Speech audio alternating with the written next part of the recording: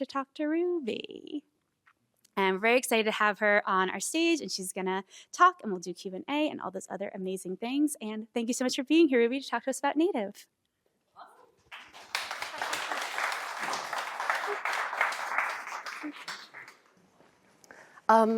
So welcome, everybody. I'm Ruby Rose Fox. When I told my mother I was going to change my name to Ruby Rose Fox, she said, "You can't do that. That's a porn name." And I said, "But Mom, that's Grandma's name." And it is my grandma's name. And I took her name, and I never thought, at the time, I just never knew how much this mental health world was going to affect my life.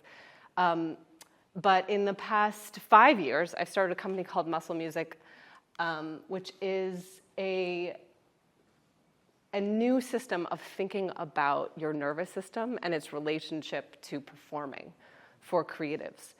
And it's really about this idea that your canvas is your nervous system, and it's our native biology that we all share. This presentation is way too long for this space, so we're probably not going to get through everything today, and this work is so rich and full of questions, and it's a new frontier. It's literally the wild, wild west at this point when it comes to bringing nervous system science into the performing arts. What is peak performance for musicians, creatives, artistic people? This is a new field. So my job is to really give artists the basics and then let them actually expand the field itself. So let's see if this, I'm from Boston, so we call this a clicker. I'm Ruby Rose Fox. I've been a touring performer. I have a couple songs in rock bands. I'm a singer-songwriter. I'm a multimedia performer. And I'm also a trauma-informed performance coach.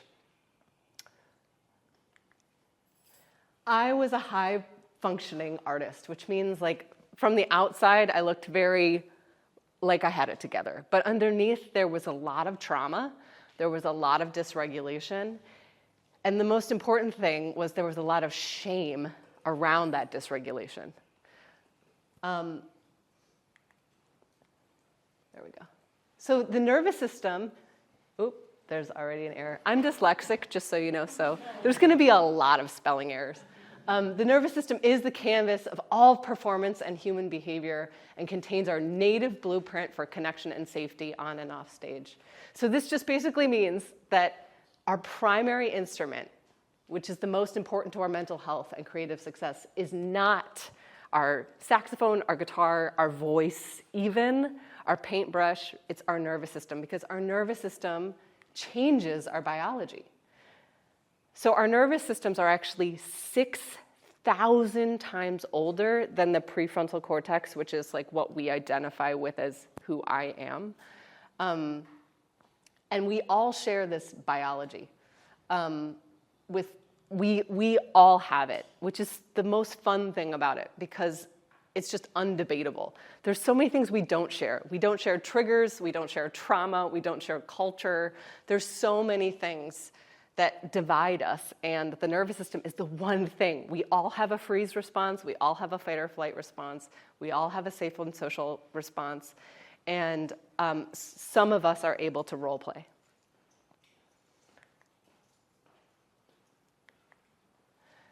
I'm here, especially in Music City, to really twist the knife on this tortured artist paradigm. I truly believe that we can have it all. We do not need to be mentally ill to make our best work. This is one of the most pernicious lies that sort of channels through artistic education. Even the president of an Ivy League university that I helped consult with said, "Yeah, but don't artists make their best work when they're totally depressed?" And anyone who's been totally depressed knows that that is not true. So I believe we can have it all. We can have meaningful and regulated lives and make profound art. So this is a model of our nervous system. This right here is what is called polyvagal theory. And I have added a state to that called superplay, which is role play. And to understand the nervous system, we have to understand the oldest state, which is the freeze response. The freeze response is the newest response that we currently understand, even though it's the oldest biological response. And I call this preservation mode because it kind of just makes us go into preservation in so many different ways. And it's 500 million years old. Move mode, which is fight or flight, is 400 million years old, which is in our bodies. The safe and social state, that's what we connect with. So like our entire face, like if I handed you a card and I was like, hey, that's the safe and social state. And then this super play, this ability to role play. So I'm adding a state because anything that transcends and includes what comes before it in terms of evolution can be considered a higher state. So, and my argument to this is that my dog has a safe and social state, but my dog can't play Betty Davis. I can play Betty Davis. Not well, but does that all make kind of sense? Okay. So the reason that I'm just harping on freeze is because, like, how did we get here? Why am I talking about this? We have not really truly understood the freeze response. Come on, buddy. So the freeze response was not acknowledged until 1980, which means it's around my age in terms of our understanding of it. And the freeze response did not become a tool for therapists in general trainings until 2018. So think about, like, in terms of when I say that this is a new budding field that's so exciting, it's so new. Like when I trained, it was in a room full of trauma therapists who were really depressed, by the way. And I just thought, we have to bring this work to artists. We have to bring this work to creatives. And I thought to myself, you know, if you look at the arts pedagogy, it comes from like 1960s Gestalt theory. And it's really old, and it takes a really long time for artistic theory to match neuroscience. And so I thought, like, if I don't take this work and bring it to 2023, then who is? So that's what my whole mission is about, is bringing the neurobiology we have to the time we're in. So why is the freeze response so shamed? Like, why is it this is like absurd. We all know the freeze response in our body. We've all been frozen. So why? Well, before I go on to this slide, it's because of war. Because when men would become shell-shocked, if they had a freeze response, it was looked at as effeminate and it was looked at as un-American. So, so much of the sort of repression of the nervous system, this entire system is just built on hypermasculinity and, of course, war. So now it's just a miracle that we're open to even talking about it. And I think older populations struggle a little bit more because there's such deep shame, especially in male populations, around freezing. So the nervous system is a labile biological medium that radically shape-shifts depending on its unconscious assessment of safety in any given environment. What the hell does that mean? It means that your nervous system state has already been decided for you before you have it, way before, which means that if you ever froze when you were scared, if you ever felt panicked, it wasn't your fault. Your body made an assessment of your surroundings way before you did. And to me, that was a profound profound relief as an artist, because it means that every time I froze on stage, every time I looked at my keyboard and I was like, I've never seen this before. It wasn't something I was doing. It didn't mean I was less of an artist. It didn't mean that I wasn't meant to be here or be a creative. So this idea that it's not my fault is huge. And I think this work is naturally so unshaming. Like once you start to really understand the underpinnings of each state, you start thinking of all these things of like, wow, that wasn't me, and that wasn't me, and that wasn't me. So a tenet of polyvagal theory, which is made by Dr. Stephen Porges, is called co-regulation. This idea that my nervous system and your nervous system are doing this dance at any given time to find safety in any space. And he also has this amazing tenet that hyper-independence weakens the nervous system, and that having anchors of safe and social nervous systems that you can count on reliably actually makes you more independent, which makes total sense. If you're living in a tribe and you have your people and you know that you're safe, then going off into the woods and going hunting isn't so scary. But we live in such isolation and have such little co-regulation that going out into the wild feels scarier. And then, so in terms of performing, we also have co-regulation there, except in that case, we have something that I call nervous system leadership. In any scenario in which someone is leading or there's any hierarchy, the person at the top of the hierarchy is going to be tuning like a tuning fork the entire room. So I have a little bit of nervous energy. I don't know if you can feel it in your bodies, but it's there. And then, of course, when I talk about it, it's okay. But that also means that a CEO of a music company can dysregulate the rest of the company. A band leader can regulate or dysregulate a band. A manager can dysregulate a client. So just think about this in your own field. It also puts any performer back in the position of power, because it says that you are responsible for the maintenance and health of your nervous system, and then you are the light. So if you're walking into an audition room as a creative, if you're an actor or a performer and you're looking to be hired, that you're saying, no, I'm the tuning fork for you. I'm not looking to the audience to be my mommy and daddy. I'm the mommy and daddy. I'm gonna tune you. I'm your parent. And when you do that, there's such a relief. Because if you know, like if I was scanning, like, do you like me? Do you not like me? It doesn't make you feel safe, and it doesn't make me feel safe. I'm going to skip through some of these. Yeah, nervous system leadership. Does that make sense? Any thoughts or questions about that? The tuning fork? So really, what I try to help artists do is like turn the paradigm around. So simple. It's so simple, but it's different. So like if there's two nervous systems that know each other, like if you're my buddy then and we're in a coffee shop, then you're gonna lean into me and I'm gonna lean into you, basically like a organism, like we're one nervous system. So I'll be like, I had a terrible day.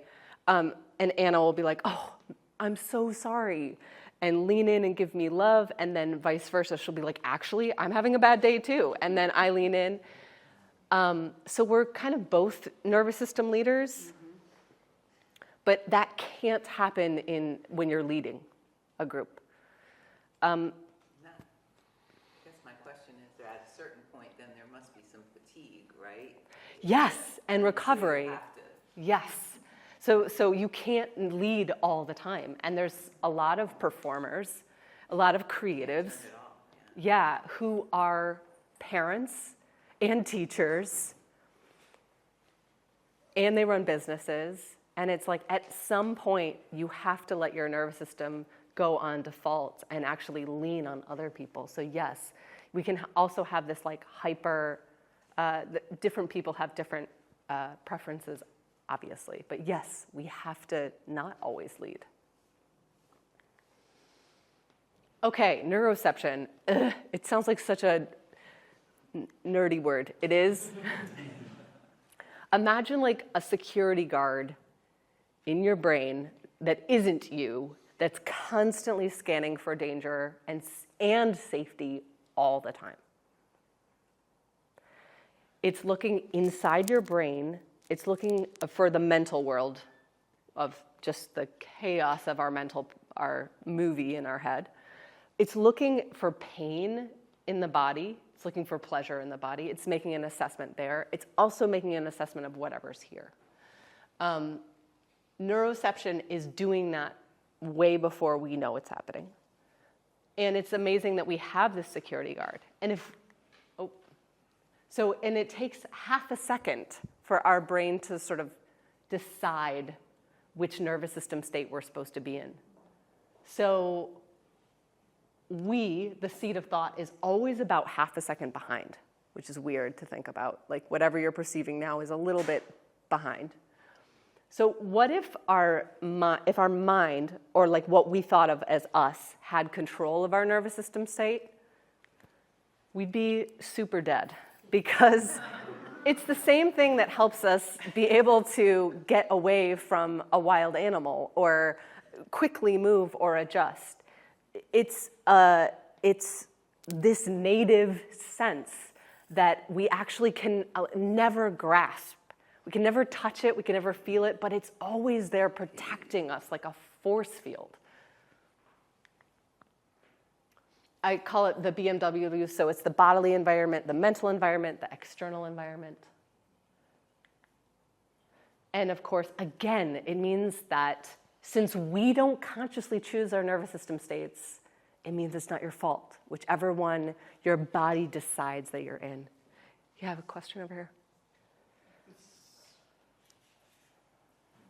What you're presenting is like a different form of a lot of other things I've been studying over the last several years. Sure.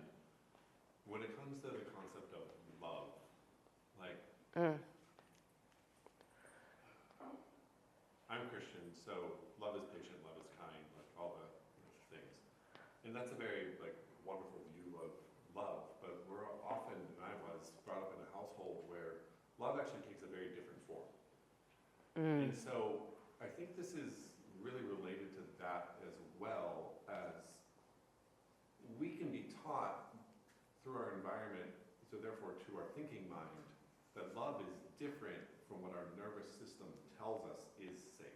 Does that jive? Can I ask you, your environment growing up, was that real, what you think of as love now, or not so much?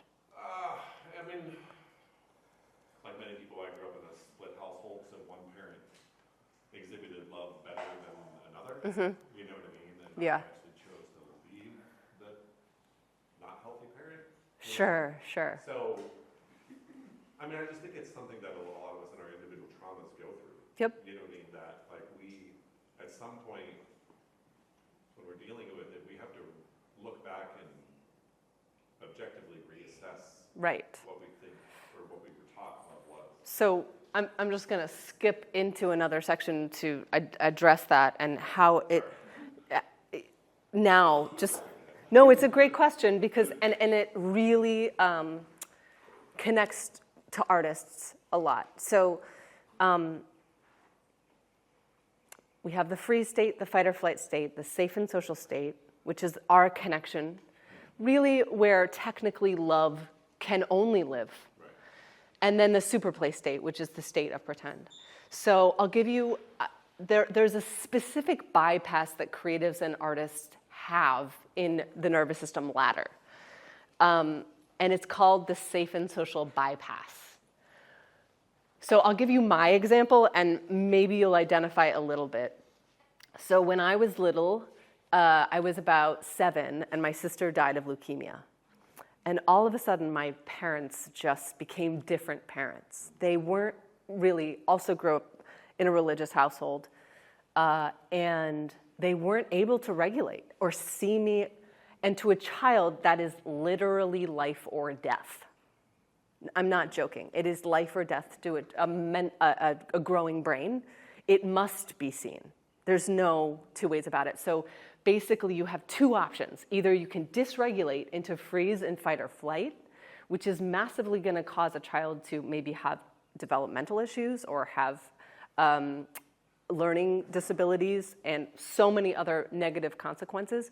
Or they can go up into super play and continue to learn and grow through fantasy, through music, through drawing, through pretend. So what happens is that a child that doesn't have a safe co-regulator will use music, dance, all kinds of different creative outlets to find that parental anchor. And then when they go down to mom and dad and do their song and dance, their parents are like, oh, wow, we see you now. And then that kid goes, I must be an artist. Because not only do they get love for the first time in a long time, but then it anchors this identity of I must be an artist. And they're saying I must be an artist. And this is how I get love. And that can last for a really long time. I usually find that this particular bypass collapses at least by your 30s or 40s. Because what happens is that you develop this like very performative life where you're hyper talented, working, but your safe and social state is really weak. So you might be, like, this is why really talented performers can also be terrible at social interaction. Because the safe and social state and the super play state are not the same. Once you leave the safe and the super play state, the safe and social state is the state of connection. And it's actually quite dangerous because it's the state of risk.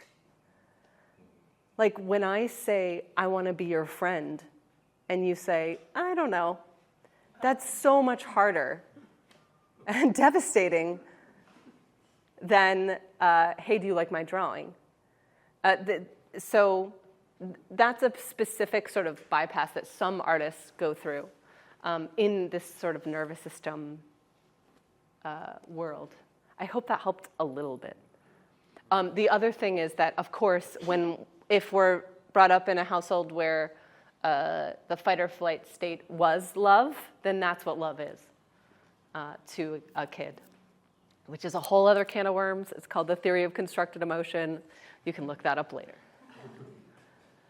So neuroception equals our state. So our neuroception decides which state we're in.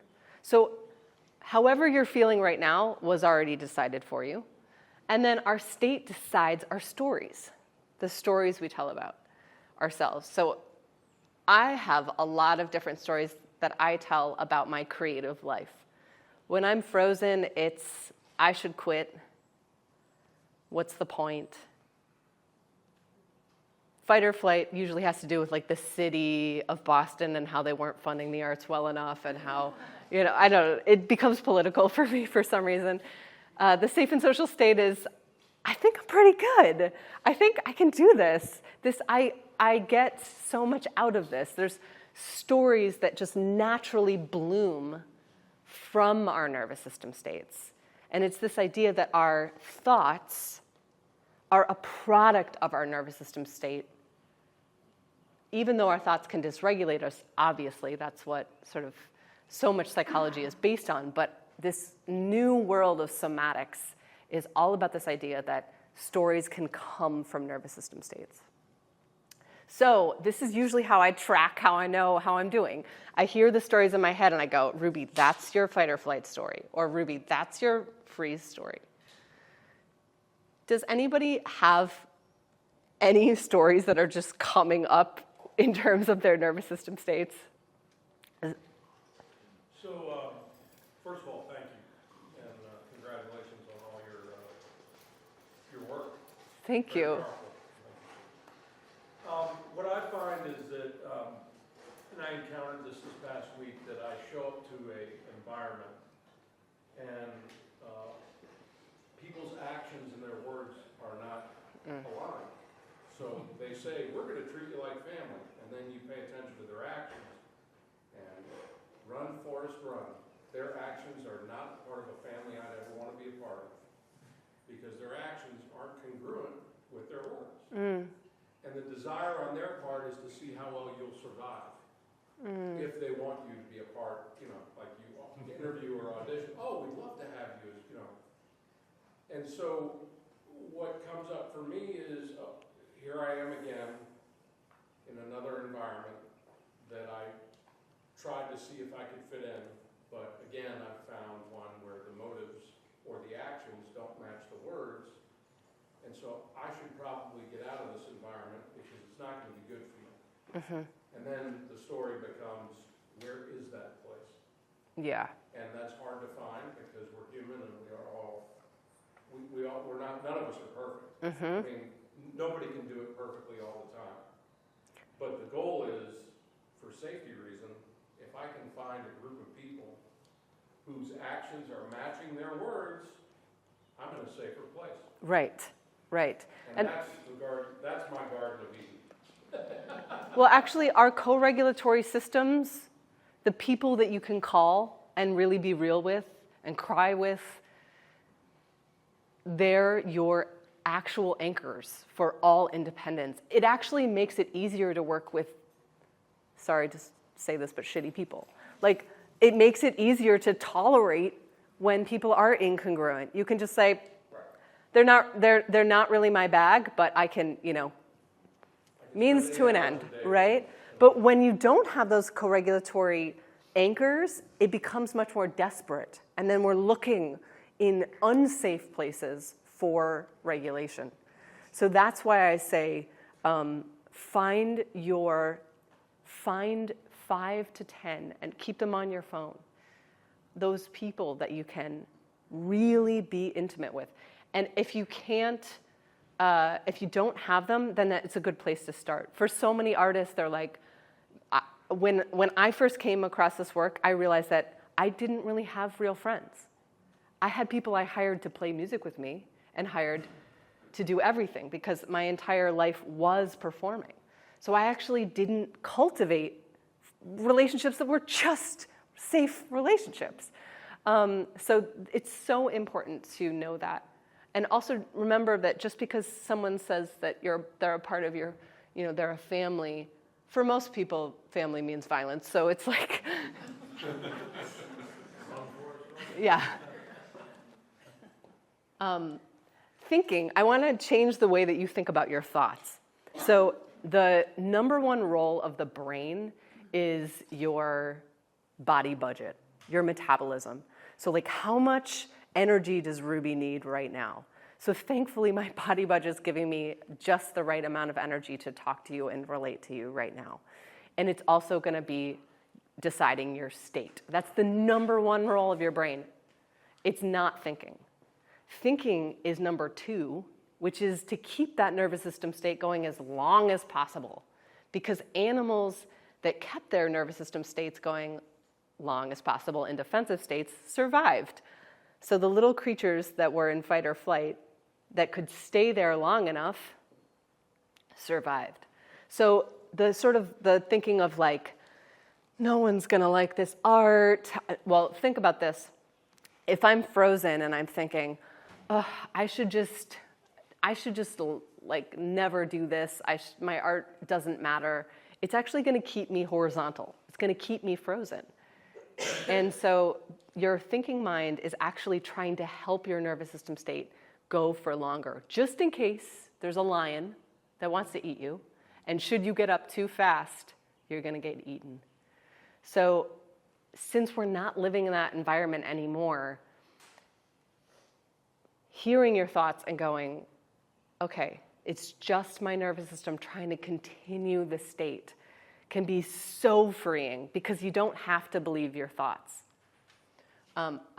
Until I learned this, I just couldn't shut off my thoughts because I was like, why? They're very real. They feel very real.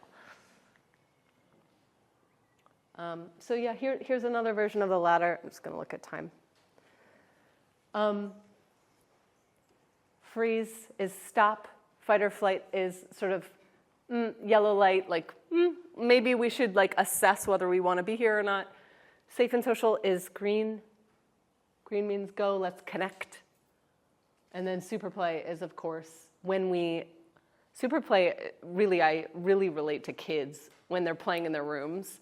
It's really a way to keep learning and exploring through pretend. So I'm role-playing right now. I'm role-playing teacher, but I'm so much more than that. And I know that you all have so much more to teach me, but we're playing this like little dance of like, Ruby's cool and she has stuff to tell us, because it's just a transmission of knowledge. But it doesn't really mean anything more than that. And the more we can lean into role play, I think the more fun we can have, because we don't have to take our roles so seriously. Let's see how far we can go. Okay, in terms of the nervous system ladder, the cards you have are the nervous system ladder. The second I saw the ladder, I was like, how can I win at this game? How can I become regulated all the time? And the intention is not nervous system supremacy, it's nervous system flexibility. In fact, if you've ever seen anyone who's always regulated and never is upset with you, it's pretty scary. So just remember that your nervous system, your ability to feel and your ability to be anxious is a part of what makes you safe with someone else. It's your humanity. It's our native biological system. So we all have the same biology, but we have very, very different triggers and very different what I call glimmers, which means what's safe to me is not safe to you, and what's dangerous to you is not what's dangerous to me, because we all grew up in different families. We grew up with different schooling. We grew up in a different culture. So these things are massively going to change. I was training the MFA program at Yale, and there was a woman there from Iran, and she said that American sort of safe and social faces feels dangerous to her because it feels fake. In Iran, you sort of, if you're being safe and social, your face is a bit more flat. And so it's so deeply cultural.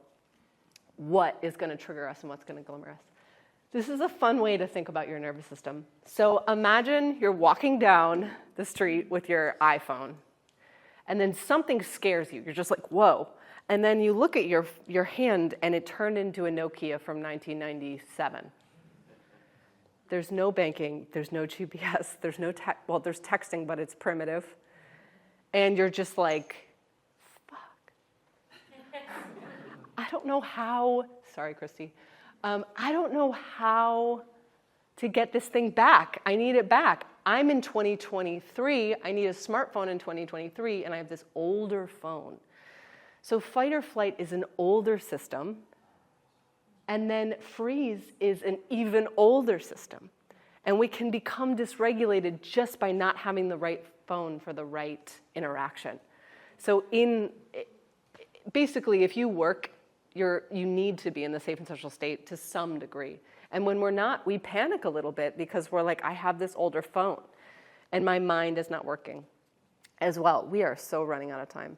So I want to tell you a couple things that happen in the nervous system that can affect all of you and also specifically performers that I think is just important to know.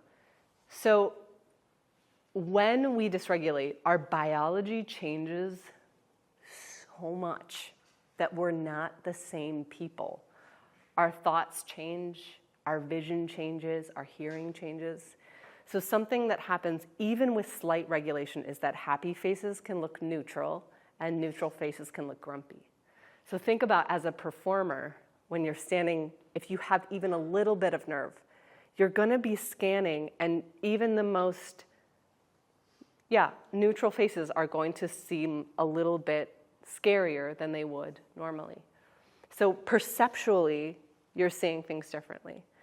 So that's something I use all the time on stage.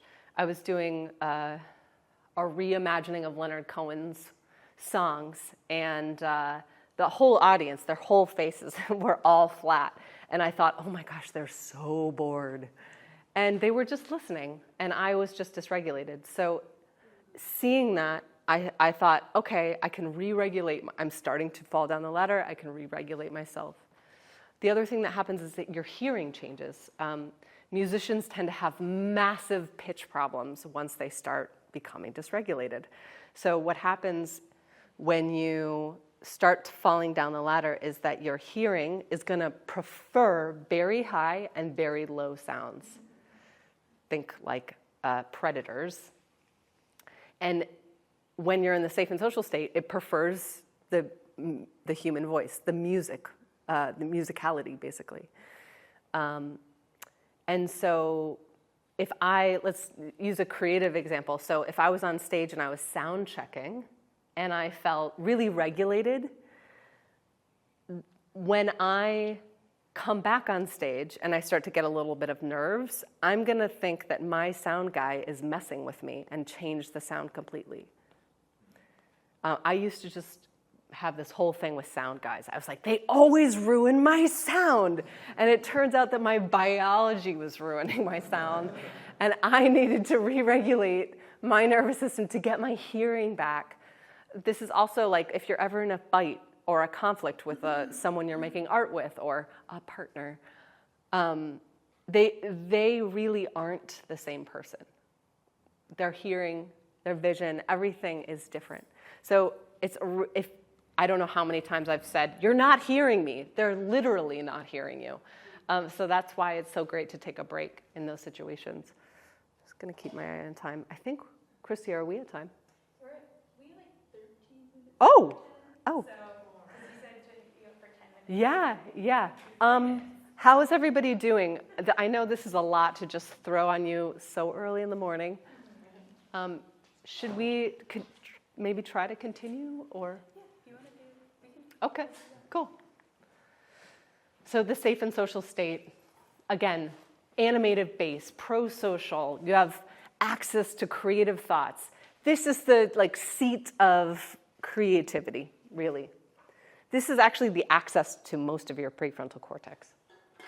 Speech flows smoothly.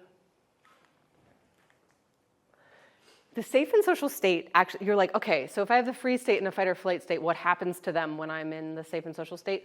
It grabs onto them and takes them to your advantage. So freeze becomes intimacy and calm. It's the ability to be really quiet with someone and snuggle. And then fight or flight is yeah, let's do this. Competition, performance. That is your sympathetic nervous system. So it's taking these other two states and using them for the safe and social state. So they don't disappear, they're just reintegrated into the nervous system, which is cool. We talked about this. We talked about that. So again, we all have a safe and social story. So one thing I highly recommend is take your cards home and go through what are your default stories? What are the stories you tell in every state? And you can do it about your relationship, you could do about your art, but it's really helpful to kind of Sherlock Holmes your way back to your nervous system state when you're feeling not so good. The hardware of the state is the vagus nerve.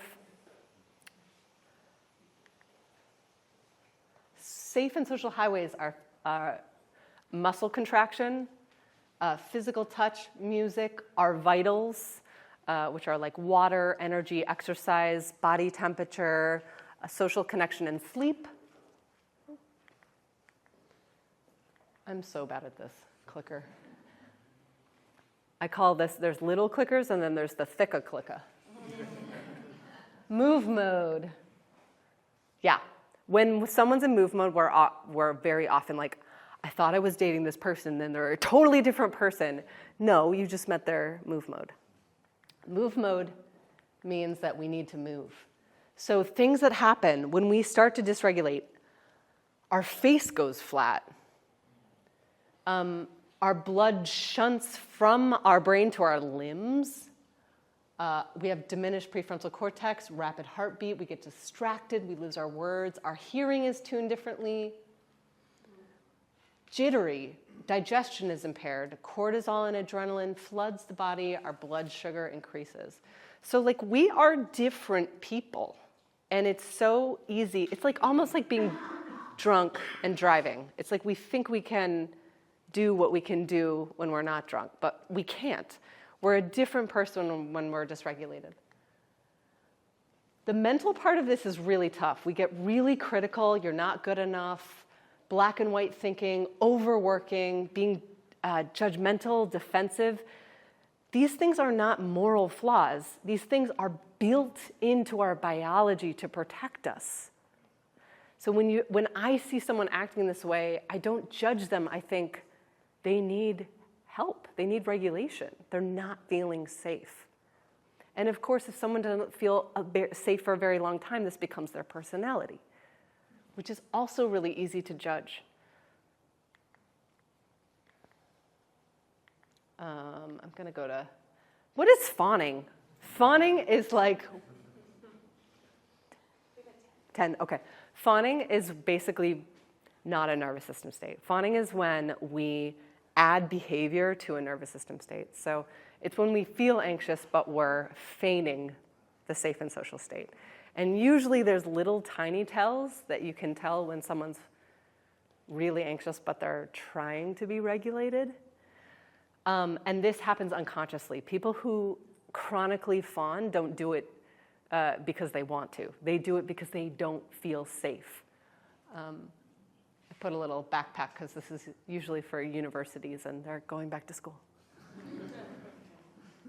What are your move mode stories? What are your fight-flight stories? What stories do you tell about yourself or your art or your craft, your profession when you're in move mode? So science-based empathy is something that is this idea that you can't argue with neuroscience. We really do become different people when we're dysregulated. And this work, to me, is really made empathy make sense.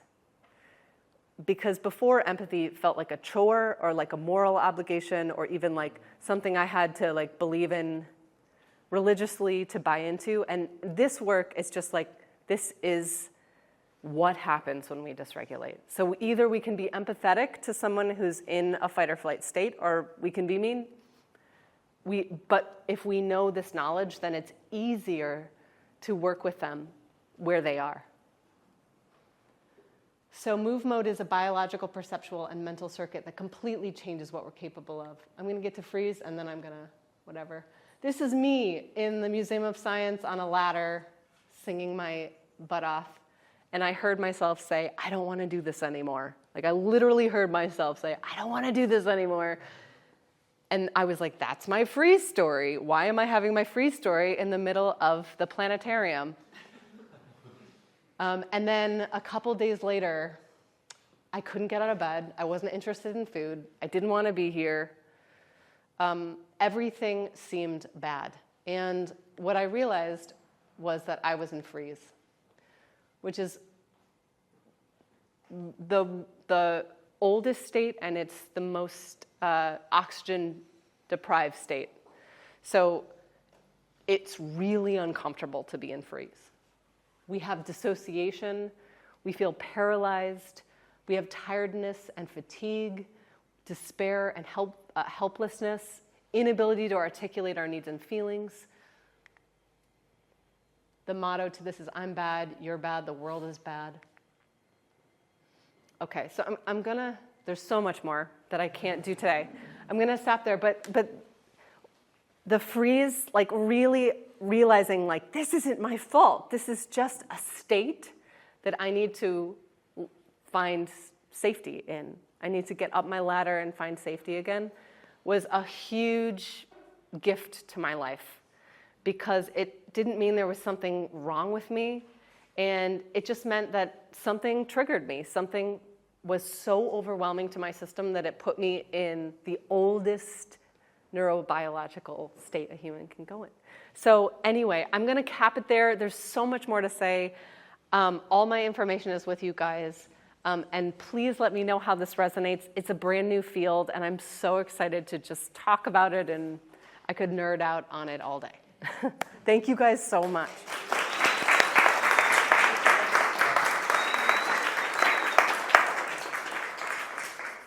thank you so much for being here today, Ruby, and sharing all your knowledge with us, all the cards with us, so that everybody can keep up their new knowledge practice. And again, please take bananas and clementines and coffee and bagels and anything else you need to get through the rest of your weekend and day. And I hope to see you all again next month, because it's going to be our 10th birthday.